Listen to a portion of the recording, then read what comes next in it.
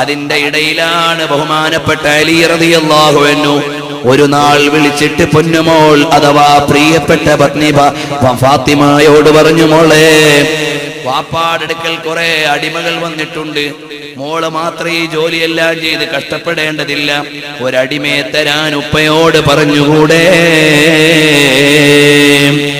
അപ്പോഴാണ് ലോകഗുരുവിന്റെ പുണ്യവതിയായ പൊന്നുമോള് വന്ന് മദീനയിലെ രാജാവിന്റെ വാതിൽക്കൽ നിന്ന് നാണം കുണുങ്ങുകയാണ്.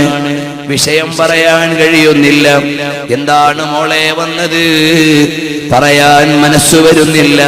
പിന്നിൽ നിന്ന് അലിയാര് തങ്ങൾ പറഞ്ഞു, അല്ല, വീട്ടിൽ വേലയ്ക്ക് കൂട്ടിനാരുമില്ല, അതുകൊണ്ടൊരടിമയെ കിട്ടാൻ വന്നതാണ്. സഹോദരങ്ങളെ, ഇടയ്ക്ക് കൂടി ഓർമ്മപ്പെടുത്താനുള്ളത്, മഅദിനു സഖാഫത്തുൽ ഇസ്ലാമിയിൽ അല്ലാഹുവിന്റെ തൗഫീഖ് കൊണ്ട് 3 ദിവസം കൊണ്ട് നടന്നു വരുന്ന പ്രഭാഷണ പരമ്പര. അതിൽ ആദ്യത്തെ 2 ദിവസം ബഹുമാനപ്പെട്ട ഹദീസ്, ഏറ്റവും കൂടുതൽ ഹദീസ് നിവേദനം ചെയ്ത അബൂ ഹുറൈറ റളിയല്ലാഹു അൻഹുവിനെ കുറിച്ചുള്ള അവതരണമായിരുന്നു.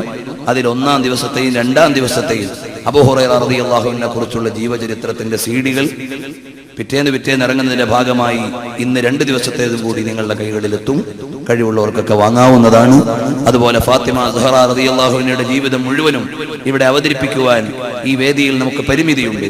അതുകൊണ്ട് സൗദി അറേബ്യയിലെ മുൻ ഇൻഫർമേഷൻ മിനിസ്റ്ററും അതുപോലെ തന്നെ ലോകപ്രസിദ്ധ പണ്ഡിതനുമായിരുന്ന ഡോക്ടർ മുഹമ്മദ് അബ്ദു യമാനി, അദ്ദേഹം എഴുതിയ ഇന്നഹ ഫാത്തിമ എന്ന ഗ്രന്ഥം വർഷങ്ങൾക്ക് മുമ്പ് ബഹുമാനപ്പെട്ടവരുമായി അടുത്ത് പരിചയപ്പെട്ട് അത് മലയാളത്തിലേക്ക് വിവർത്തനം ചെയ്തത് നിങ്ങൾക്ക് ലഭിക്കും. അതും കഴിവുള്ളവരൊക്കെ വാങ്ങണമെന്ന് ഓർമ്മപ്പെടുത്തുകയാണ്. വിശിഷ്യ ഫാത്തിമ സഹറ റളിയല്ലാഹുവിനെ കുറിച്ച് പറയുന്ന ഈ വേദിയിൽ നമ്മുടെ മലയാളത്തിലേക്ക് ഫാത്തിമ ബീവിയെ കുറിച്ച് ഇറങ്ങിയ ഏറ്റവും ആധികാരികവും വിശാലവുമായ പഠനമാണ്. ഗ്രന്ഥം വിവർത്തനം ചെയ്തത് ഞാനാണെങ്കിലും മൂലഗ്രന്ഥം നിർവഹിച്ചിട്ടുള്ളത് ഡോക്ടർ മുഹമ്മദ് അബ്ദു യമാനിയാണ്. അള്ളാഹു അദ്ദേഹത്തിന്റെ പരലോകം പദവി ഉയർത്തി കൊടുക്കുമാറാകട്ടെ. അതുകൊണ്ട് നിങ്ങൾ കഴിവുള്ളവരൊക്കെ വാങ്ങണമെന്ന് ഓർമ്മപ്പെടുത്തുകയാണ്. അപ്പോൾ നബി സല്ലല്ലാഹു അലൈഹി വസല്ലം തങ്ങളുടെ അടുക്കൽ വന്നിട്ട് പറഞ്ഞു, വീട്ടിൽ വേലക്കൊരാളെ വേണം, അതിനു വേണ്ടിയാണ് നബിയെ വന്നത്.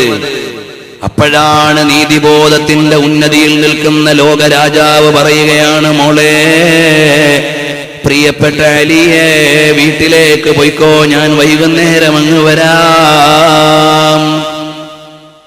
നബി സല്ലല്ലാഹു അലൈഹി വസല്ലം തങ്ങൾ സന്ധ്യാസമയത്ത് വരുമ്പോ വീട്ടിൽ വന്നിട്ട് പറയുന്നു, മോളെ, ഉപ്പാന്റെ അടുക്കൽ കുറെ അടിമകൾ ഉണ്ടെന്ന് വിചാരിച്ച് സഹായത്തിന് ഒരാളെ കിട്ടാൻ വന്നതാണ് അല്ലേ? പക്ഷേ അത് ഉപ്പാന്റെതല്ല, അത് ഈ സമുദായത്തിന്റെ പൊതു ഖജനാവിലേതാണ്, എടുത്തു തരാൻ കഴിയില്ല മോളെ. അതുകൊണ്ട് അതിനേക്കാൾ അമൂല്യമായൊരു സമ്മാനം ഞാൻ തരട്ടെ എന്ന് പറഞ്ഞിട്ട് ഫാത്തിമ ബീവി റളിയല്ലാഹു അൻഹയോട് അലി ഇബ്നു അബീ ത്വാലിബിനോട് പറയുകയാണ്, നിങ്ങൾ കിടക്കുന്നതിന് മുമ്പ് ചില ദിക്റുകൾ ചൊല്ലണേ. സുബ്ഹാനല്ലാഹ് 33 പ്രാവശ്യം ചൊല്ലണേ. അൽഹംദുലില്ലാഹ്, അല്ലാഹു അക്ബർ 33 തവണ വീതം ചൊല്ലി ലാ ഇലാഹ ഇല്ലല്ലാഹ് കൊണ്ട് 100 പൂർത്തീകരിച്ചിട്ട്, ഇതെല്ലാ അടിമകളെക്കാളും അമൂല്യമായ സ്വത്താണ്, അത് പരിപാലിക്കണമെന്ന് ആത്മീയമായ സമ്മാനം കൊടുത്തിട്ട് പോകുന്നു. റഹ്മത്തുൽ ലിൽ ആലമീൻ മുഹമ്മദുർ റസൂലുള്ളാഹി സല്ലല്ലാഹു അലൈഹി വസല്ലം. അനുസരണശീലമുള്ള മക്കൾ 2 പേരും അഥവാ മകളും മരുമകനും അത് പാലിക്കുകയാണ്. പിന്നെ ജീവിതത്തിന്റെ ഒരു പ്രതിസന്ധി ഘട്ടങ്ങളിലും അവർ ഒഴിവാക്കിയിട്ടില്ല.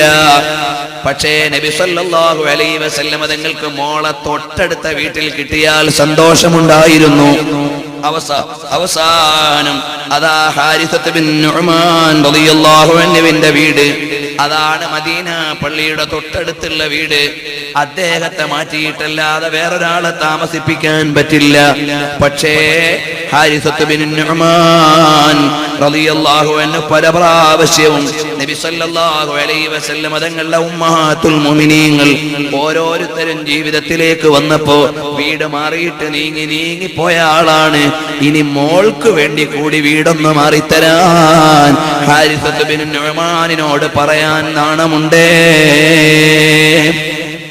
ഇനി എങ്ങനെയാണ് ഞാൻ ഹാരിസത്ത് ബിൻ നുഅ്മാനോട് പറയാ? സൗദക്ക് താമസിക്കാൻ ഒരു വീട് തന്നു, ആയിഷയ്ക്ക് താമസിക്കാൻ വീട് തന്നു റളിയല്ലാഹു അൻഹുന്ന അജ്മഈൻ. അവർക്കൊക്കെ വീട് മാറിയിട്ട് ഹാരിസ നീങ്ങി ഇങ്ങനെ പോയിക്കൊണ്ടിരിക്കുകയാണ്. ഇനി എങ്ങനെയാണ് ഹാരിസയോടൊന്ന് പറയുക? പക്ഷേ അല്ലാഹുവിന്റെ റസൂൽ സല്ലല്ലാഹു അലൈഹി വസല്ലം തങ്ങളെ സ്നേഹിക്കുന്ന ഹാരിസത്ത് ബിൻ നുഅ്മാൻ വിവരം അറിയുകയാണ്. വിവരമറിഞ്ഞിട്ട് നേരെ റസൂലുള്ളാഹിന്റെ അടുക്കലേക്ക് ചെല്ലുന്നു. നബി സല്ലല്ലാഹു അലൈഹി വസല്ലം തങ്ങൾ പറഞ്ഞത്, ഇന്ന ഹാരിസത ഖദ് ഹവല ബൈതഹു കസീറൻ മിൻഹു. എനിക്ക് നാണമുണ്ട് ഇനിയും അത് പറയാൻ. ഈ വിവരമറിഞ്ഞ ഹാരിസത്ത് ബിൻ നുഅ്മാൻ ഓടിച്ചെന്നിട്ട് പറയുന്നു, യാ റസൂലല്ലാഹ്, ഇന്നകല്ലയോ നബിയേ, ഇന്നഹു ബലഗനി അന്നക തുഹവ്വിലു ഫാത്തിമത ഇലൈക. ഫാത്തിമാനെ വീട്ടിന്റെ അടുക്കലേക്ക് താമസിപ്പിക്കണമെന്ന് തങ്ങൾക്ക് ഇഷ്ടമുണ്ടെന്ന് ഞാൻ അറിഞ്ഞു നബിയേ. വഹാദിഹി മനാസിലി വഹിയ അഖറബു ബുയൂതി ബനി നജ്ജാർ. എന്റെ വീടല്ലേ നബിയെ ഏറ്റവും അടുത്തുള്ളത്, അതുകൊണ്ട് എന്റെ വീട്ടിലേക്ക് കൊണ്ടുവന്ന് താമസിപ്പിച്ചോ നബിയെ. ഇന്നമാ അന വമാലി ലില്ലാഹി വലിറസൂലിഹി. തങ്ങൾ എന്തിനാണ് തങ്ങളെ നാണിക്കുന്നത്? തങ്ങൾ എന്തിനാണ് തങ്ങളെ വിഷമിക്കുന്നത്? ഇന്നമാ അന വമാലി, ഞാനും എന്റെ സ്വത്ത് മുഴുവനും ലില്ലാഹി വലിറസൂലിഹി, അല്ലാഹും റസൂലിനുമാണ്. പിന്നെ ചോദിക്കാൻ മടിക്കണോ നബിയേ? വല്ലാഹി യാ റസൂലല്ലാഹ്, അൽ മാലുല്ലദീ തഖുദു മിന്നി അഹബ്ബു ഇലയ്യ മിനല്ലദീ തദഉ. തങ്ങൾ എടുക്കാത്ത സ്വത്തിനേക്കാളും എനിക്കിഷ്ടം തങ്ങൾ വാങ്ങുന്ന സ്വത്താണ്. അതുകൊണ്ട് മടി വേണ്ട നബിയേ. എത്ര മനോഹരമായ പ്രഖ്യാപനമാണ്! ഇതാണ് സ്വഹാബത്തിന്റെ മുഴുവനും ജീവിതം. നബി സല്ലല്ലാഹു അലൈഹി വസല്ലം തങ്ങൾ ആശ നിറവേറ്റാനുള്ള അത്യാഗ്രഹം വന്നിട്ട് പറയുന്നു, നബിയെ, തങ്ങൾ ഇത് ഉപയോഗിക്കുമ്പോഴാണ് എനിക്കിഷ്ടം, തങ്ങൾ ഒഴിവാക്കുമ്പോ എനിക്ക് സന്തോഷമില്ല, അതുകൊണ്ട് എടുത്തുകൊള്ളണേ നബിയേ. ഹബീബിന്റെ മനസ്സു നിറഞ്ഞ് കണ്ണ് നിറഞ്ഞൊരു പ്രാർത്ഥനയാണ്. ബാറക്കല്ലാഹു അലൈക, അല്ലാഹു അനുഗ്രഹം ചൊരിയട്ടെ ഹാരിസ. പൊന്നുമോള് ഫാത്തിമാനെ നബി സല്ലല്ലാഹു അലൈഹി വസല്ലം തങ്ങളുടെ ഉമ്മഹാത്തുൽ മുഅ്മിനീങ്ങളുടെ വീടിനോട് ചേർന്നു തന്നെ കേവലം ഒരു 5 മീറ്റർ വിസ്തൃതിയുള്ള 2 മീറ്റർ പൊക്കമുള്ള വീടാണ്. അതാണ് വ്യാഖ്യാനങ്ങളിൽ നിന്ന് മനസ്സിലാകുന്നത്. വിശദമായി അതിന്റെ കണക്ക് പറയാൻ ഇവിടെ നേരമില്ല. പ്രിയപ്പെട്ട മുതഅല്ലിമുകളെ, റസൂലുള്ളാഹി സ്വല്ലല്ലാഹു അലൈഹി വസല്ലം തങ്ങളുടെയും സ്വഹാബത്തിന്റെയും വീടിനെ കുറിച്ച് എത്ര ഗന്ധമാണ്! ബുയൂത്തു സ്വഹാബ എന്ന ഗ്രന്ഥമില്ലേ? ഉമ്മഹാത്തുൽ മുഅ്മിനീങ്ങളുടെ വീടിന്റെ കണക്കും എണ്ണവും പറയുന്ന ഗ്രന്ഥമില്ലേ? താരീഖ് മദീനയിലെ നല്ലൊരു ഭാഗം അതിന് വിനിയോഗിച്ചിട്ടില്ലേ? മദീനയുടെ ചരിത്രം വായിച്ചു നോക്കുമ്പോ ഓരോ ഉമ്മഹാത്തുൽ മുഅ്മിനീങ്ങളിൽ ഓരോരുത്തരുടെയും വീടിന്റെ അടയാളമുണ്ട്. നബി സല്ലല്ലാഹു അലൈഹി വസല്ലം തങ്ങളെ ആയിഷ റളിയല്ലാഹു അൻഹയെ കൊണ്ടുവന്നപ്പോ ഈത്തപ്പനയുടെ മട്ടൽ കൊണ്ട് മേഞ്ഞ, അവിടുന്ന് ചളി കൊണ്ട് തേച്ചുണ്ടാക്കിയ, മഴ പെയ്താൽ ചളി വീഴാതിരിക്കാൻ ഒരു കമ്പിളിയുടെ കീറ് തൂക്കിയിട്ട, നിന്നാൽ തല തട്ടുന്ന കൊച്ചു വീടായിരുന്നു. താരീഖ് ആയിഷയിൽ കാണാം. അപ്പോൾ നബി സല്ലല്ലാഹു അലൈഹി വസല്ലം തങ്ങളുടെ പൊന്നുമോള് വന്ന് വീട്ടിന്റെ അടുക്കൽ താമസമായി. ഇണക്കമുള്ളവർക്കിടയ്ക്കൊരു പിണക്കമുണ്ടാകും. മാത്രമല്ല, പിണങ്ങിയാൽ ഇണങ്ങേണ്ടതെങ്ങനെ, ഇണക്കേണ്ടതെങ്ങനെ, അത് പഠിപ്പിച്ചു തരേണ്ട ലോകത്തിന്റെ നേതാവിന്റെ പൊന്നുമോൾ. അവിടുന്ന് ഒരു അധ്യായം നമുക്ക് കിട്ടേണ്ടതുണ്ടല്ലോ. അതുകൊണ്ട് തന്നെ ഇടയ്ക്കൊരു ദിവസം വരുന്നു, റസൂലുള്ളാഹിന്റെ അടുക്കലേക്ക് കേസ് വരുന്നു. ഫാത്തിമയും അലിയും അല്പം ചെറിയൊരു പിണക്കത്തിലാണ്. നബി സല്ലല്ലാഹു അലൈഹി വസല്ലം തങ്ങൾ നേരെ അങ്ങ് ഓടിച്ചെന്നു. ചെന്നിട്ട് പറഞ്ഞു, എന്തിനാണ് മക്കളെ രണ്ടാളും പിണങ്ങുന്നത്? രണ്ടും എന്റെ മക്കളു തന്നെ. അടുത്തിരുത്തിയിട്ട് രണ്ടുപേരുടെയും ഓരോ കൈപിടിച്ച് റസൂലുള്ളാഹിന്റെ പള്ളയിലേക്ക് ഇങ്ങനെ ചേർത്ത് വെച്ചിട്ട് സന്തോഷത്തോടെ ജീവിച്ചുകൊള്ളൂ എന്ന് ആശംസ നേർന്നിട്ട് വരുന്നു മുഹമ്മദുർ റസൂലുള്ളാഹി സല്ലല്ലാഹു അലൈഹി വസല്ലം. അങ്ങനെ മുന്നോട്ട് നീങ്ങുമ്പോഴാണ് ഉഹദ് രണാങ്കണത്തിന്റെ കാർമേഘം ഉരുണ്ടുകൂടുന്നത്. യുദ്ധം ഇവിടെ പറയുന്നില്ല. മദീനയുടെ ചരിത്രം ഉഹദും നബി സ്നേഹവും എന്ന പ്രിയപ്പെട്ട നബി സല്ലല്ലാഹു അലൈഹി വസല്ലം തങ്ങളുടെ ചരിത്രം പറയുന്ന CD-യുണ്ട്. ഉഹദും നബി സ്നേഹവും എന്ന പേരിൽ നിങ്ങൾക്ക് പുറത്ത് ലഭ്യമാണ്. അതിൽ വിശദീകരിച്ചിട്ടുണ്ട് ഉഹദിന്റെ ചരിത്രം, ഉഹദിന്റെ സ്ഥലം, ഉഹദിൽ ഷഹീദായവർ, ഉഹദിൽ സംഭവിച്ച കാര്യങ്ങൾ, ഉഹദിലെ നബി സ്നേഹത്തിന്റെ ആഴങ്ങൾ എല്ലാം അതിൽ വിശദീകരിച്ചിട്ടുണ്ട്. ഇവിടെ പറയട്ടെ, ഫാത്തിമ റളിയല്ലാഹു അൻഹയുടെ ജീവിതത്തിലേക്ക് ഉഹദിന്റെ അധ്യായം ഞാൻ കൊണ്ടുവരുന്നത്. നബി സല്ലല്ലാഹു അലൈഹി വസല്ലം തങ്ങളും സ്വഹാബത്തും യുദ്ധത്തിന് പോകുമ്പോ യുദ്ധത്തിൽ പരിക്ക് പറ്റുന്ന സ്ത്രീകൾക്ക്, പരിക്ക് പറ്റുന്ന ആളുകൾക്ക് പരിചരണം നടത്താൻ അതീവ സ്വകാര്യമായി സ്ത്രീകളെ കൊണ്ടുപോകാറുണ്ട്. ആ വിധത്തിൽ റസൂലുള്ളാഹിന്റെ കൂടെ പോയ മകളാണ് ഫാത്തിമ റളിയല്ലാഹു അൻഹാ.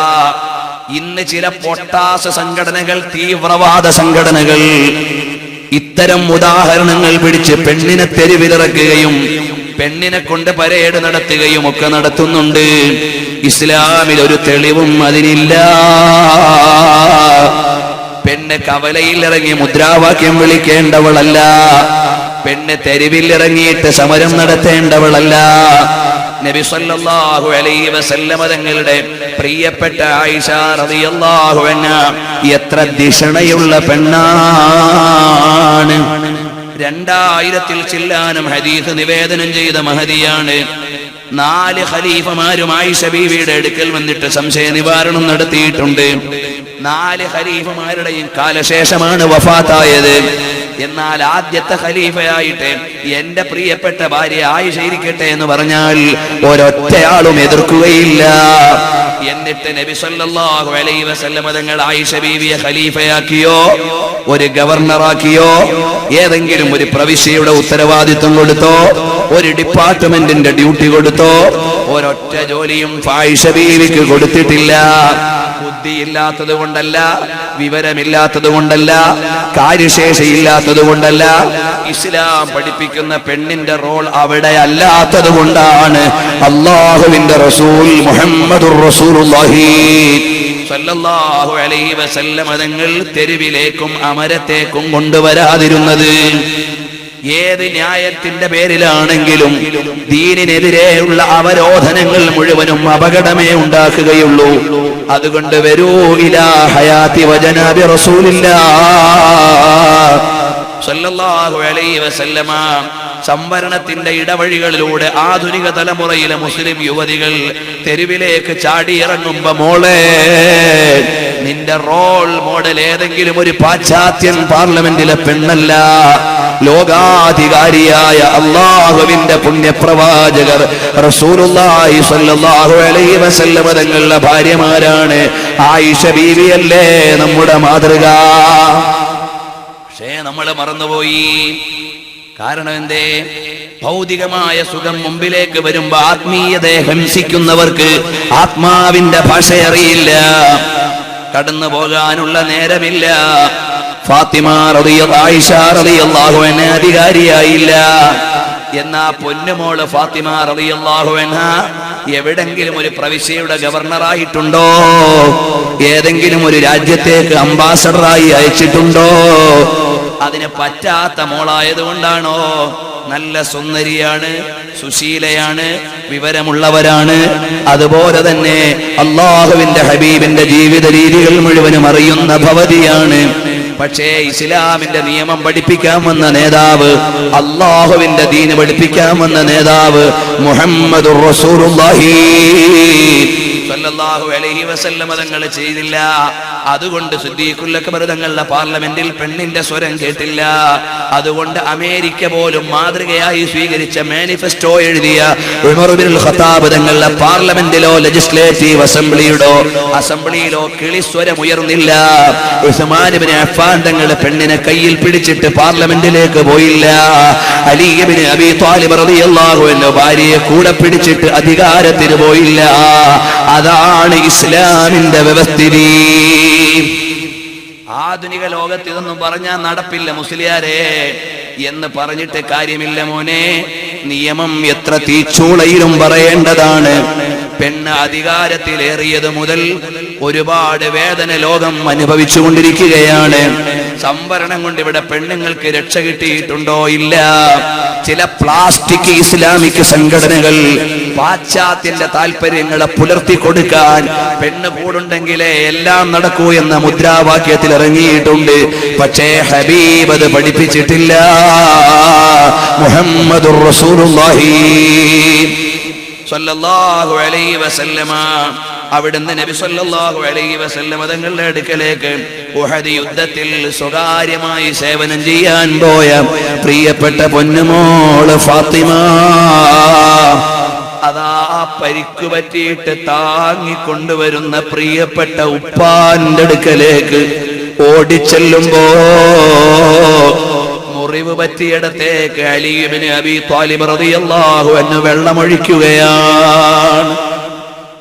ഫാത്തിമയ്ക്ക് മനസ്സിലായി ഒഴിക്കുന്ന വെള്ളത്തേക്കാൾ കൂടുതൽ രക്തമാണ് ഹബീബിന്റെ ശരീരത്തിൽ നിന്ന് വരുന്നത്. ഇവിടെ മറ്റെന്തെങ്കിലും നടപടി സ്വീകരിക്കണം.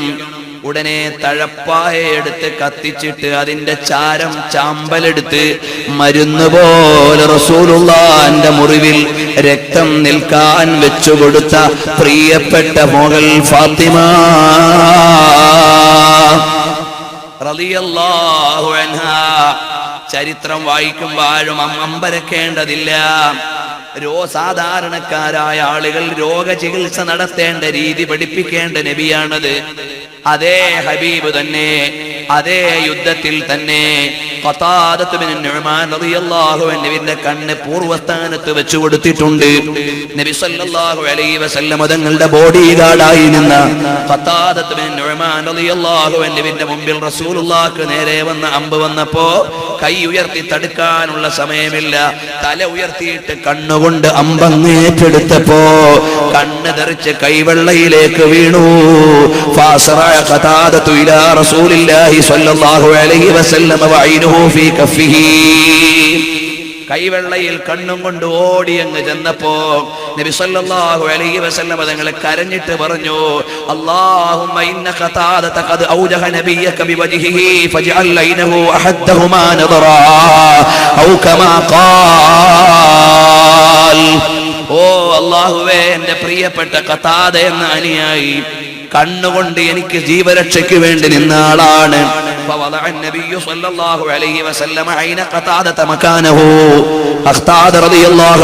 കണ്ണ് പൂർവ്വസ്ഥാനത്തങ്ങ് വെച്ചു കൊടുത്തപ്പോ പഴയ സ്ഥിതിയേക്കാൾ നല്ല സ്ഥിതിയിലേക്ക് കണ്ണ് മാറിപ്പോയി. അതും യുഹദ് യുദ്ധത്തിലാണ്. നബി തങ്ങൾക്ക് മുറിവ് പറ്റിയപ്പോൾ മരുന്ന് വെച്ചു കൊടുത്തത് ഉഹദ് യുദ്ധത്തിലാണ്. രണ്ട് ചികിത്സാ രീതിയും പഠിപ്പിക്കാനുള്ള നേതാവാണ് റഹ്മത്തുൽ ലിൽ ആലമീൻ മുഹമ്മദുർ റസൂലുള്ളാഹി. ആര് യുക്തിവാദികൾ ഇതിൽ കൈയിടേണ്ടതില്ല. എന്റെ ഖതാദ റളിയല്ലാഹു അൻഹു പരിക്ക് മാറ്റിയ നബി സല്ലല്ലാഹു അലൈഹി വസല്ലം തങ്ങൾ സ്വന്തം മുറിവെന്തേ മാറ്റാതിരുന്നത്? അത് യുക്തിവാദിയുടെ ചോദ്യമാണ്. ഏകൽ കൂടാതെ ഞാനൊന്നുമേ ചെയ്യില്ല, എന്നാണ് നിന്നെ പടച്ചെന്ന് ചെന്നോവാർ. ഹബീബ് സല്ലല്ലാഹു അലൈഹി വസല്ലം തങ്ങൾ കാര്യങ്ങൾ അറിഞ്ഞാൽ എങ്ങനെയാണ് ഓരോന്നും സമീപിക്കേണ്ടതെന്ന് അല്ലാഹുവിന്റെ കൽപ്പനയുണ്ട്. അതനുസരിച്ചല്ലാതെ ചെയ്യില്ല. അല്ലയല്ലേ അബൂജഹലിനെ പടച്ചത്? പടയ്ക്കാതിരുന്നെങ്കിൽ പിന്നെ യുദ്ധം ചെയ്യേണ്ട തലവേദനയുണ്ടോ? ഇല്ല. ഇനി അല്ല പടച്ചു കുടുങ്ങി എന്ന് വന്നു പോയാലോ എന്ന അസ്രായീലിനോട് പറഞ്ഞാ പോലെ അങ്ങ് പിടിക്കാൻ. പിന്നെന്തിനാണ് ഇടയ്ക്കൊരു യുദ്ധം വന്നത്? മഹാന്മാരായ സ്വഹാബത്തിന് പദവി കിട്ടാനാണ്. അതുപോലെ നബി സല്ലല്ലാഹു അലൈഹി വസല്ലം തങ്ങൾക്ക് പരിക്ക് പറ്റിയത് അവിടുന്ന് യോദ്ധാക്കളുടെ പദവിയിലേക്ക് ഹബീബിന്റെ ദറജ ഉയർത്താനാണ്. ഇടയ്ക്ക് കൂടി പറഞ്ഞെന്നേ ഉള്ളൂ, ഞാൻ വിശാലമായി കടക്കുന്നില്ല. ബദറിന്റെ ചരിത്രം പറയുന്ന സീഡി നിങ്ങൾക്ക് പുറത്തു കിട്ടും. അതിൽ വിശദീകരിക്കുന്നുണ്ട് അല്ലാഹു തആല ബദർ യുദ്ധത്തിലൂടെ ജനങ്ങൾക്ക് നൽകിയതെന്തിനാണ്, അല്ലാഹു തആല അത് നടത്തിയതിന്റെ ആത്മീയ രഹസ്യങ്ങൾ ഇമാമിങ്ങളുടെ കിതാബ് ഉദ്ധരിച്ചുകൊണ്ട് പറഞ്ഞിട്ടുണ്ട്. അപ്പോൾ വരട്ടെ, മുഹമ്മദുർ റസൂലുള്ളാഹി സ്വല്ലല്ലാഹു അലൈഹി വസല്ലം തങ്ങൾക്ക് കൂടെ നിന്നുകൊണ്ട് സേവനം ചെയ്യുന്നു ഫാത്തിമ സഹറ. വീട്ടിലിരിക്കുകയല്ലേ പ്രിയപ്പെട്ട ഉമ്മു കുൽസൂം. ഉമ്മു ജമീൽ എന്ന വായാടി പെണ്ണിന്റെ തോന്നിവാസം കൊണ്ട് വിധവയായ ഉമ്മു കുൽസൂം ഭർത്താവില്ലാതെ വീട്ടിലിരിക്കുകയാണ്. ഉസ്മാൻ ഇബ്നു അഫ്ഫാൻ റളിയല്ലാഹു അൻഹുവിന്റെ ജീവിതത്തിലേക്ക് ഉമർ ഇബ്നുൽ ഖത്താബ് തങ്ങളുടെ സൂചന പ്രകാരം ഉമ്മു കുൽസൂം എന്നവരെ കൂട്ടിക്കൊടുക്കുന്നു. അങ്ങനെ അവർ ദമ്പതികളായി ജീവിതം തുടരുന്നു. ആയിഷയ്ക്ക് ഒരു സുമോഹനമായ വാർത്ത അറിയുന്നു. ഫാത്തിമ റളിയല്ലാഹു അൻഹ സന്തോഷിക്കുന്നു. അതിന്റെ ഇടയിൽ വീണ്ടും ഒരു ദിവസം അലി റളിയല്ലാഹു അൻഹു ഫാത്തിമ റളിയല്ലാഹു അൻഹു ചെറിയൊരു പിണക്കമാണ്. നബി സല്ലല്ലാഹു അലൈഹി വസല്ലം തങ്ങൾ അങ്ങോട്ട് പോയി. വീട്ടിൽ ചെന്നിട്ട് പിണക്ക വിവരം അറിഞ്ഞിട്ട് ഇണക്കിയിട്ട് തിരിച്ചു വരികയാണ്. ഖാല ഖായിലും മിനസ് സ്വഹാബ. അപ്പോൾ സ്വഹാബത്തിൽ നിന്ന് ചിലയാൾ ചോദിക്കുകയാണ്, യാ റസൂലല്ലാഹി ദഖൽത വ അൻത അലാ ഹാലിൻ വ ഖറജ്ത വ നഹ്നു നറൽ ബശ്റ ഫീ വജ്ഹിക. നബിയെ, അങ്ങോട്ട് പോയപ്പോൾ ഈ അവസ്ഥയല്ലായിരുന്നു, സന്തോഷത്തോടെയാണല്ലോ ഇറങ്ങി വരുന്നത്. എന്ത് പറ്റി നബിയേ?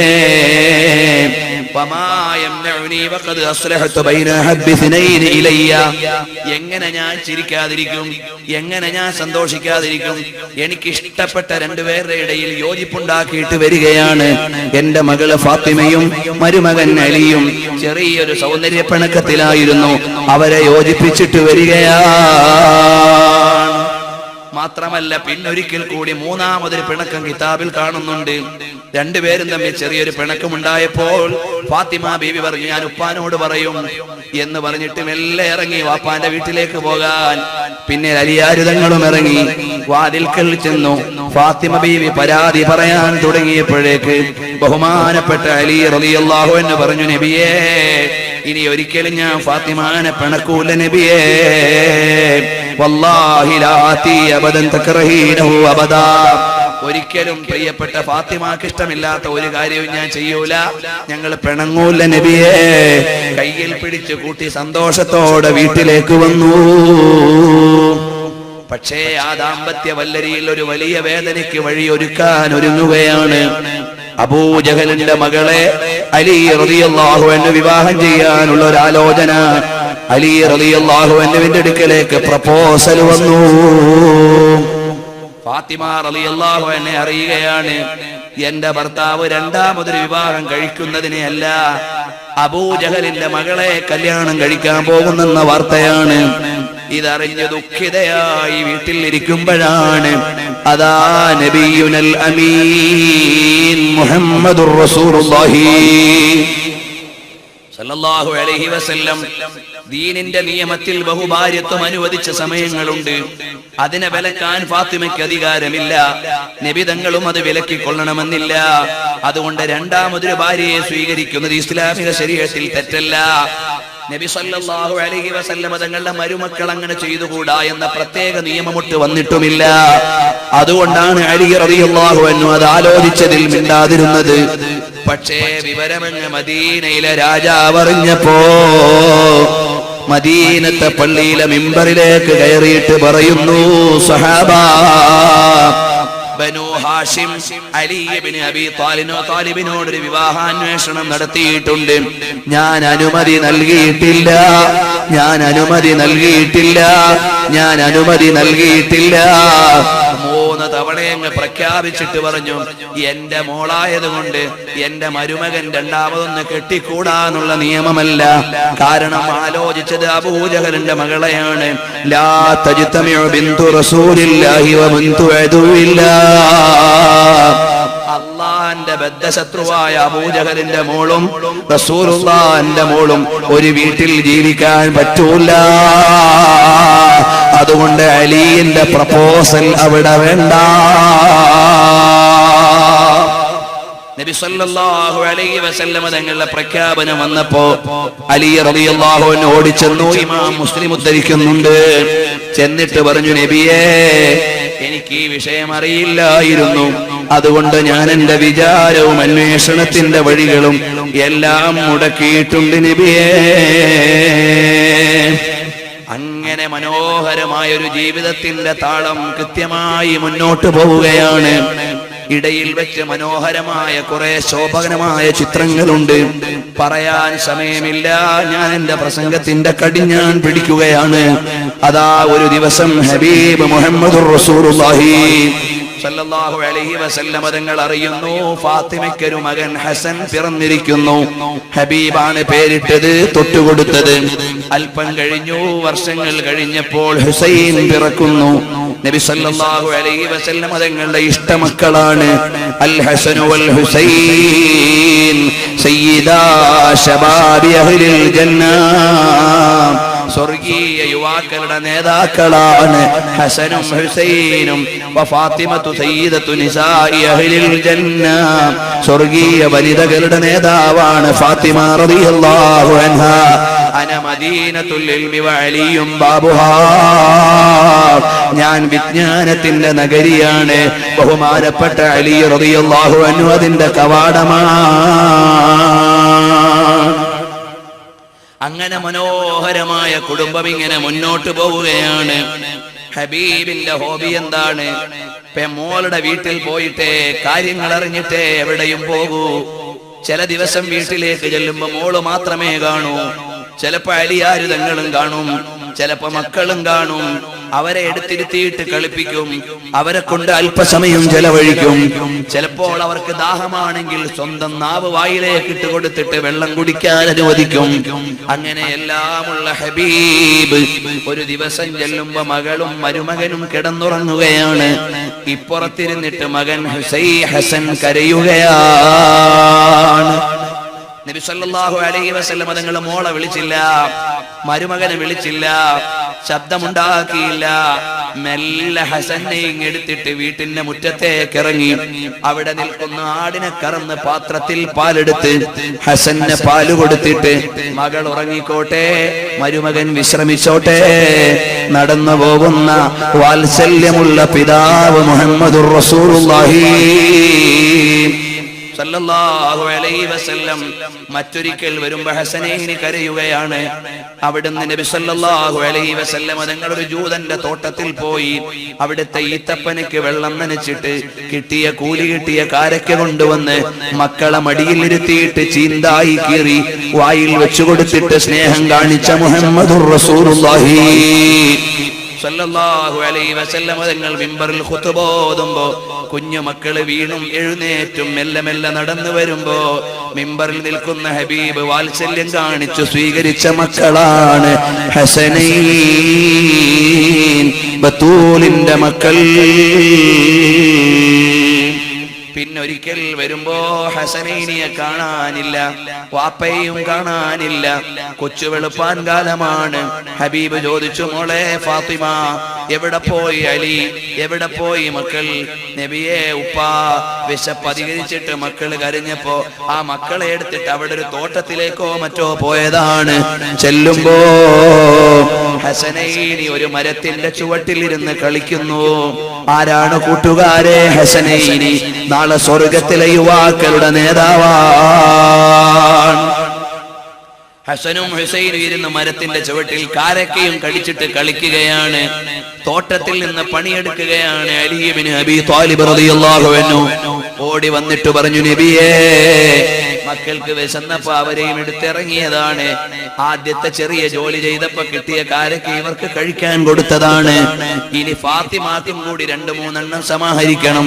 അതിനു വേണ്ടി ഞാൻ ജോലി ചെയ്യുകയാണ്. നബി സല്ലല്ലാഹു അലൈഹി വസല്ലം തങ്ങൾ ഹസനെ എടുത്ത് തോളിൽ വെച്ചു. അലി ഇബ്നു അബീ ത്വാലിബ് ഹുസൈനെയും എടുത്ത് തോളിൽ വെച്ചു. നേരം പരപരാ വെളുക്കുന്നതേ ഉള്ളൂ. മദീനയിലൂടെ നടക്കുമ്പോ മദീനക്കാര് ചോദിക്കുന്നു, യാ റസൂലല്ലാഹ്, ഈ രാവിലെ തന്നെ മക്കളെയും കൊണ്ട് എവിടുന്ന് വരികയാണ്? وراودته الجبال الشم من ذهبي عن نفسه فأراها أيما شممي فأكدت زهده فيها ضرورته إن الضرورة لا تعدو على العصم. മാടി വിളിച്ച മാമലകൾ കനകമായി കൈവെള്ളയിൽ വരട്ടെ എന്ന് ചോദിച്ചപ്പോ ആവശ്യമില്ലെന്ന് പറഞ്ഞ് വിസമ്മതം പറഞ്ഞ വിശുദ്ധ നബി സല്ലല്ലാഹു അലൈഹി വസല്ലം തങ്ങൾ അതാ ഹസനൈനിക്ക് സാന്ത്വനമേകിയ ഹബീബാണ്. ഈ ചരിത്രം എവിടേക്ക് കൊണ്ടുപോകാൻ? ഞാനൊരു അന്വേഷിയാണ്, ഞാനൊരു വിദ്യാർത്ഥിയാണ്. പ്രാഥമികമായതുപോലും അവതരിപ്പിക്കാൻ സമയമില്ല. ഒന്ന് പറയട്ടെ, സമയമേറെയായി. അല്പം പറഞ്ഞുകൊണ്ട് ഞാൻ നിർത്തുകയാണ്. ഇസ്ലാമിലെ വിജയങ്ങൾക്ക് മുഴുവനും സാക്ഷിയായ മഹദി, അതിനിടയിൽ പൊന്നു ആങ്ങളയായ ഇബ്രാഹിം ഇബ്നു നബി വഫാത്തായപ്പോൾ കരഞ്ഞുപോയ പെങ്ങൾ, ഭർത്താവിന് ഓരോ യുദ്ധത്തിലും കിട്ടുന്ന അംഗീകാരങ്ങളിൽ അഭിമാനിച്ച ഭർത്താവ്, നബി സല്ലല്ലാഹു അലൈഹി വസല്ലം തങ്ങളോടൊപ്പം ഹജ്ജത്തുൽ വിദാഇൽ പോയ മഹദി, അതുപോലെ നബി സല്ലല്ലാഹു അലൈഹി വസല്ലം തങ്ങളുമായി അഭേദ്യമായ ബന്ധത്തിലൂടെ ഖൈബറിന്റെയും ബദറിന്റെയും ഉഹദിന്റെയും ഹുനൈനിന്റെയും എല്ലാ രണാങ്കണങ്ങളുടെയും കഥയറിയുന്ന പ്രിയപ്പെട്ട ഫാത്തിമാനെ പറഞ്ഞിട്ടെവിടെ തീർക്കാനാണ്? നബി സല്ലല്ലാഹു അലൈഹി വസല്ലം തങ്ങളെ പൊന്നുമോളെ എങ്ങനെയാണ് പരിചരിച്ചതെന്നറിയുമോ? നബി സല്ലല്ലാഹു അലൈഹി വസല്ലം തങ്ങളെ കാണാൻ ഒരു ദിവസം വരികയാണ് ഫാത്തിമ റളിയല്ലാഹു അൻഹാ. പ്രിയപ്പെട്ടവരെ, ഈ ചരിത്രത്തോട് നീതി പുലർത്താൻ നമുക്ക് കഴിയില്ല. കാരണം ഏത് വിഷമസന്ധിയിലും ഹബീബിന്റെ അടുക്കലേക്ക് കയറി ചെല്ലുമ്പോ പുഞ്ചിരിയോടെ മാത്രം സ്വീകരിച്ചിട്ട് അടുത്ത് പിടിച്ചിരുത്തിയിട്ട് അടക്കം പറഞ്ഞ് അവരിങ്ങനെ സ്വകാര്യം പറയുമ്പോ എനിക്കെന്ത് രസമാണ്. ആയിഷ ബീവി പറയുന്നുണ്ട്. അതുപോലെ പ്രതിസന്ധി ഘട്ടങ്ങളിൽ സ്വഹാബത്ത് മുഴുവനും നിലവിളിച്ചു. നബി സല്ലല്ലാഹു അലൈഹി വസല്ലം തങ്ങൾ കുറെ ദിവസം പള്ളിയിലേക്ക് വന്നിട്ട് ആരോടും മിണ്ടുന്നില്ല. നിസ്കരിക്കും, നേരെ റൂമിലേക്ക് പോകും, ആരോടും ഒരു മിണ്ടാട്ടമില്ല. സ്വഹാബത്തൊക്കെ കരയാൻ തുടങ്ങി. സൽമാനുൽ ഫാരിസി ഇറങ്ങിച്ചെന്നു. ഇതിന്റെ ആസ്വാദ്യകരമായ അവതരണം തദ്കിറത്തുൽ മുഹിബ്ബീൻ ഫീ ശർഹി അസ്മാഇ സയ്യിദുൽ മുർസലീൻ എന്ന ഗ്രന്ഥത്തിൽ അബുൽ ഖാസിം റസാഇ റഹിമഹുല്ലാഹ് അതിന്റെ 600 ചില്ലാനം പേജിൽ വിശദീകരിച്ചിട്ടുണ്ട്.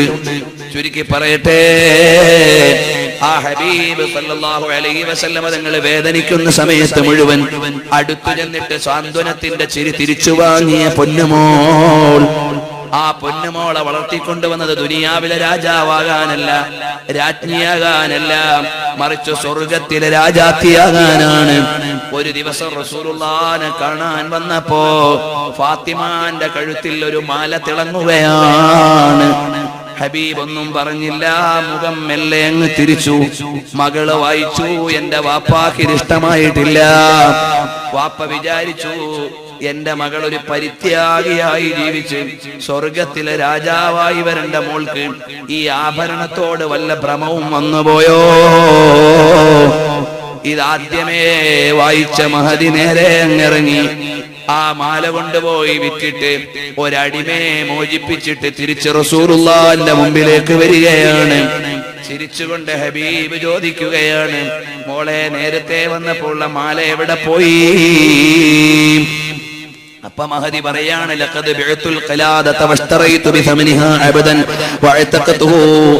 അല്ലയോ പ്രിയപ്പെട്ട ഉപ്പ, അത് വിറ്റിട്ട് ഞാൻ കിട്ടിയ സംഖ്യ കൊണ്ട് ഒരടിമയെ അങ്ങ് മോചിപ്പിച്ചു.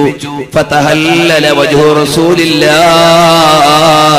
അപ്പൊ റസൂലുള്ളാഹിന്റെ മുഖം വികസിച്ച് പ്രകാശിക്കുകയാണ്. കാരണം എന്റെ മകൾ ആത്മീയതയുടെ വഴിയിൽ വഴിതെറ്റാതെ പോകുന്നവളാണ്. ആഭരണ ഭ്രമം കൊണ്ട് ജാട കാണിക്കുന്ന പെങ്ങൾ എന്റെ ശബ്ദം കേൾക്കുന്നുണ്ടോ? ഭർത്താക്കന്മാരെ ആഭരണം ആവശ്യപ്പെട്ട് പ്രയാസപ്പെടുത്തുന്ന സഹോദരിമാരെ ശബ്ദം കേൾക്കുന്നുണ്ടോ? ആത്മീയതയുടെ നിറധരികളെ ഈ പുണ്യരാത്രികളിൽ ഏറ്റെടുക്കേണ്ട ഉമ്മമാര് എന്റെ ശബ്ദം ശ്രവിക്കുന്നവരുണ്ടോ? ഫാത്തിമ ബീവിയുടെ ഈ ചരിത്ര ശകലം നിങ്ങളുടെ ഹൃദയത്തിലിരിക്കട്ടെ. ഒരുങ്ങേണ്ടത് ഇവിടെയല്ല, ഒരുങ്ങിയിട്ട് സ്വർഗം വാങ്ങാൻ ഒരു ലോകം വരുന്നുണ്ട്. അവിടേക്ക് വല്ലതും ഒരുക്കിയിട്ടുണ്ടോ? കാലവും ലോകവും എല്ലാം ചെറുതായൊന്ന് കണ്ണടയ്ക്കാൻ പോവുകയാണ്. കാലത്തിന് കരയാൻ നേരമായി, ലോകത്തിന് ദുഃഖം ഭാരമാകാൻ പോവുകയാണ്. ഹബീബ് റസൂലുള്ളാഹി സല്ലല്ലാഹു അലൈഹി വസല്ലം തങ്ങൾ അൽയൗമ അക്മൽതു ലക്കും ദീനക്കും വഅത്മംതു അലൈക്കും നിഅമതി വറദീതു ലക്കുമുൽ ഇസ്ലാമ ദീനാ. ഇന്ന് ഇസ്ലാം പൂർത്തീകരിച്ചു എന്ന ആയത്ത് വന്നപ്പോ എല്ലാവരും സന്തോഷിക്കുകയാണ്. കാരണം ഇസ്ലാം പൂർത്തിയായല്ലോ. പക്ഷേ സിദ്ദീഖുൽ അക്ബർ കരയുകയാണ്. കാരണം എന്താണ്? നബി സല്ലല്ലാഹു അലൈഹി വസല്ലം തങ്ങൾ അവിടുത്തെ ഡ്യൂട്ടി പൂർത്തിയായെന്നല്ലേ ഈ ആയത്തിലൂടെ പറയുന്നത്. ഡ്യൂട്ടി കഴിഞ്ഞാൽ പിന്നെ ഇവിടെ നിൽക്കേണ്ടതില്ല. ഈ ആയത്തിൽ ഹബീബിന്റെ വഫാത്തിന്റെ സൂചനയുണ്ടെന്ന് സിദ്ദീഖുൽ അക്ബർ വായിച്ചുപോയി. മറ്റെല്ലാരും ചിരിക്കുമ്പോ സിദ്ദീഖുൽ അക്ബർ തങ്ങൾ കരയാണ്. കാരണം ഡ്യൂട്ടി തീർന്നാൽ പിന്നെ ഉദ്യോഗത്തിന് പോകാൻ നേരമായി. അതുപോലെ അള്ളാഹുവിന്റെ റിസാലത്ത് ഏറ്റുവാങ്ങിയിട്ട് വന്ന നബി സല്ലല്ലാഹു അലൈഹി വസല്ലം തങ്ങളുടെ ദൗത്യപൂർത്തി കഴിഞ്ഞ് പോകാൻ പോവുകയാണ്. ലോകത്തിന്റെ നേതാവ് വഫാത്തായി. ഇതൊരു വാക്കിൽ പറയാനേ എനിക്കിവിടെ കഴിയൂ. പക്ഷേ വഫാത്ത് അവതരിപ്പിക്കാൻ എനിക്ക് സാധ്യമല്ല. എങ്ങനെയാണ് ഹബീബിന്റെ വഫാത്ത് അവതരിപ്പിക്കുക? ഹബീബ് സല്ലല്ലാഹു അലൈഹി വസല്ലം തങ്ങളുടെ വഫാത്ത് ലോകത്തെ മുഴുവനും ദുഃഖത്തിലാഴ്ത്തിയിട്ട് ഹബീബ് സല്ലല്ലാഹു അലൈഹി വസല്ലം തങ്ങളെ യാത്രയായപ്പോ ഉപ്പാന്റെ യാത്രയിൽ വേദനിച്ച് കരയുന്നു പ്രിയപ്പെട്ട പൊന്നുമോള് ഫാത്തിമ. പക്ഷേ ഒരു സമാധാനമുണ്ട്. വഫാത്താകുന്നതിന് അല്പം മുമ്പ് മോളെ വിളിച്ചടക്കം പറഞ്ഞു, മോളെ വൈകാതെ എന്റെ അടുക്കലേക്ക് വരണേ. അതൊരു സമാധാന വചനമായി സ്വീകരിച്ചിട്ട് മഹദി പറയുകയാണ്, മദാലമൻ ശമ്മ തുർബത അഹ്മദി അല്ലാ യശുമ്മ മദസമാനി ഗവാലിയാ.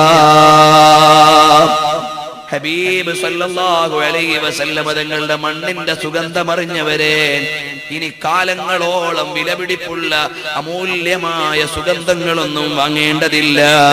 പക്ഷേ സുബ്ബത്ത് അലയ്യ മസായിബുൽ ലൗഅൻഹാ സുബ്ബത്ത് അലയ്യാമി ഉദ്ന ലയാലിയാ. എനിക്ക് വന്നുപോയ വേദന എത്ര ആഴമുള്ളതാണെന്നറിയുമോ?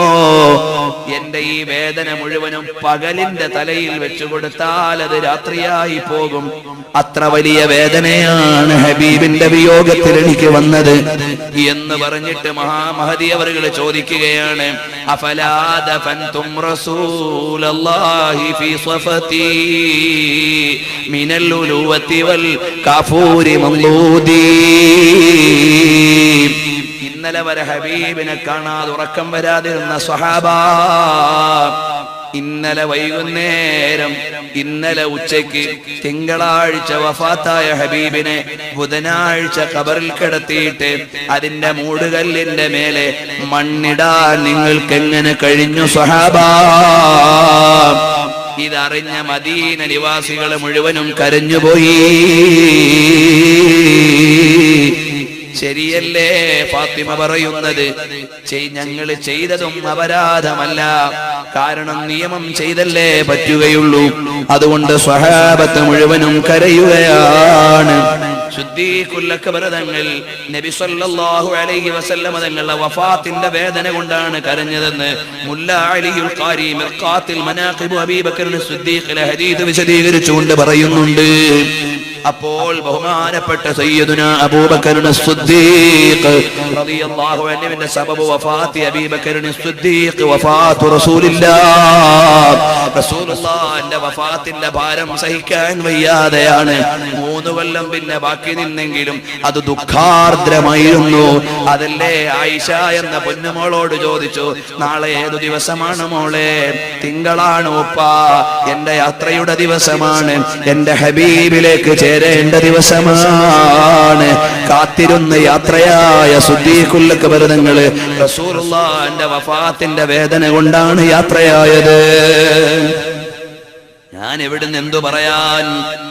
അവസാനം ഫാത്തിമ റളിയല്ലാഹു അൻഹ നബി സല്ലല്ലാഹു അലൈഹി വസല്ലം തങ്ങളെ വഫാത്ത് കഴിഞ്ഞ് റസൂലുള്ളാഹിന്റെ സ്വത്ത് വേണമെന്ന ആശയല്ല, ബറക്കത്തിന് വേണ്ടി വല്ലതും ഒന്ന് കിട്ടണം.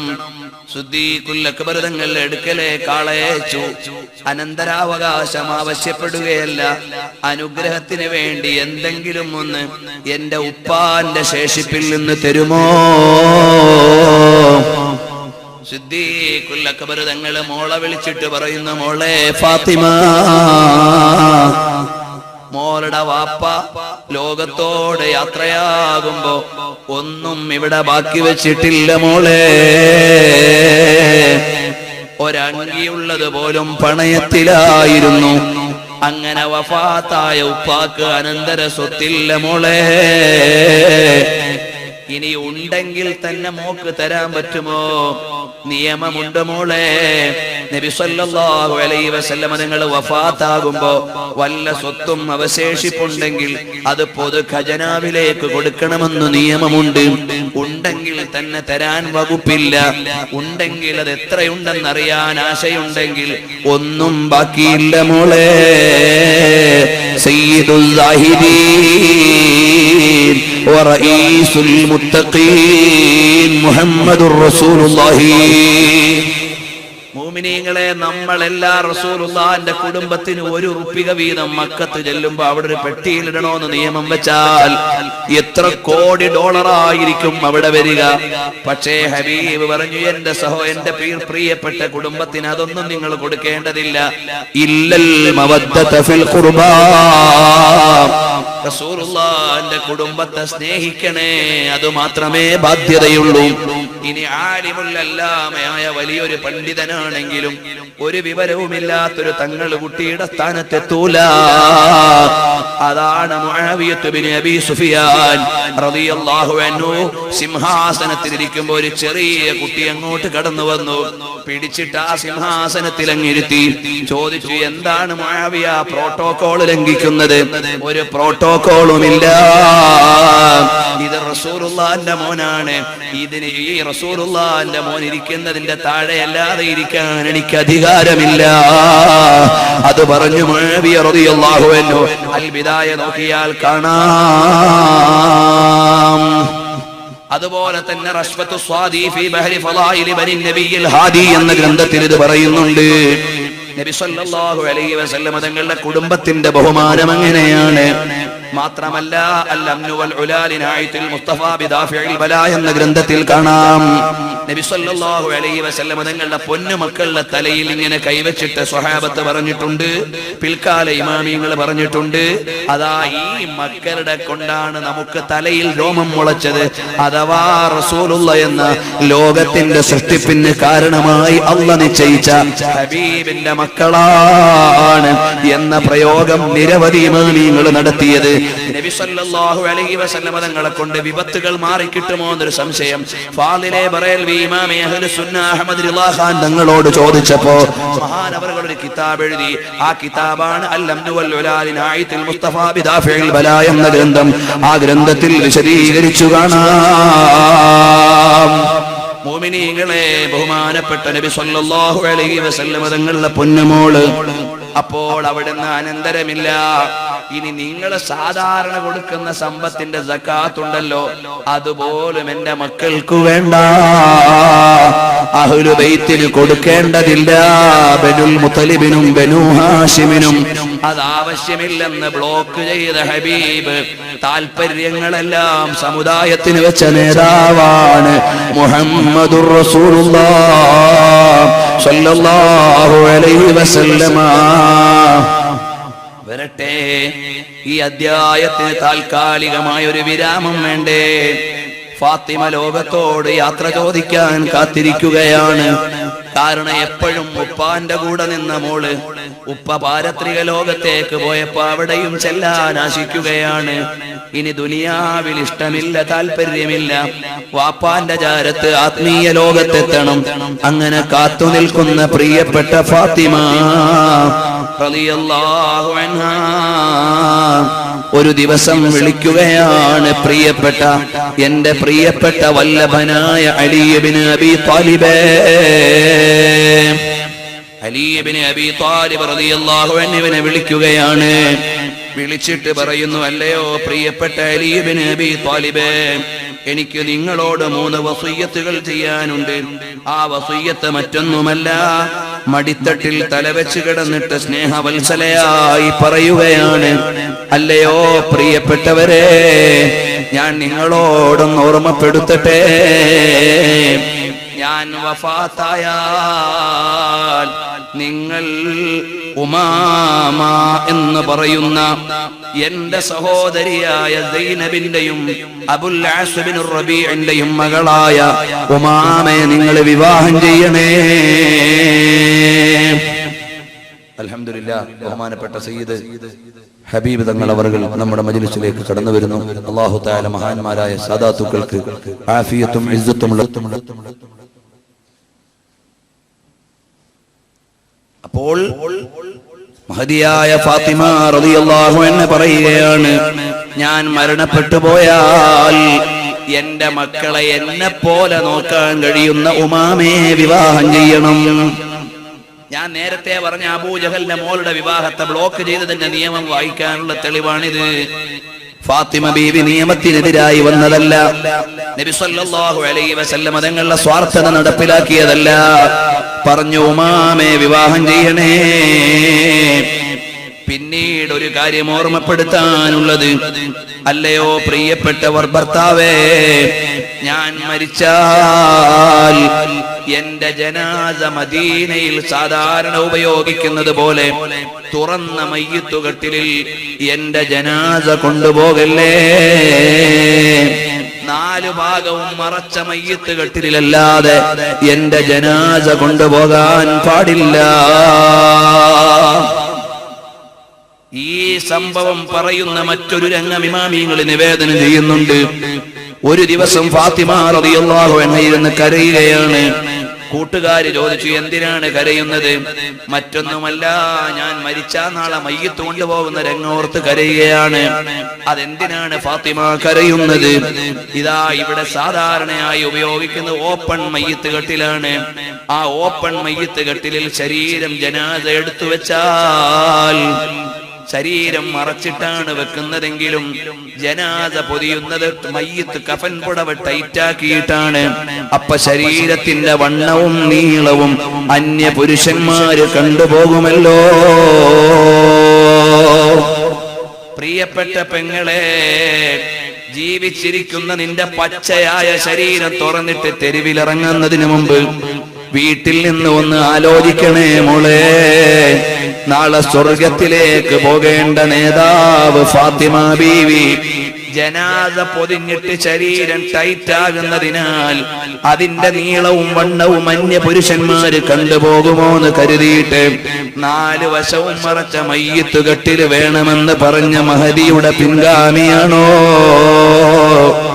ബോഡി ഷേപ്പ് പർദ്ദയും ഇട്ട് അർദ്ധനഗ്നയോ പൂർണ്ണനഗ്നയോ ആയി ഉടുത്ത വസ്ത്രം തന്നെ ശരീരത്തിന്റെ ഘടന വായിക്കുന്നത് ധരിച്ച് നിനക്കിറങ്ങാൻ മനസ്സ് വരുന്നുണ്ടോ മോളെ? ഫാത്തിമ ബീവി അലി റളിയല്ലാഹു അൻഹയോട് പറയാണ്, എന്റെ ജനാസ പൊതിഞ്ഞിട്ട് മയ്യിത്ത് കട്ടിലിൽ വെക്കുമ്പോഴും 4 ഭാഗം മറച്ച മയ്യിത്ത് കട്ടിലല്ലാതെ കൊണ്ടുപോകല്ലേ. ഇനി ഒന്നുകൂടി പറയാം, അങ്ങനെ കൊണ്ടുപോയാലും മയ്യിത്ത് കൈകാര്യം ചെയ്യുന്നത് മുഴുവനും പുരുഷന്മാരാണ്.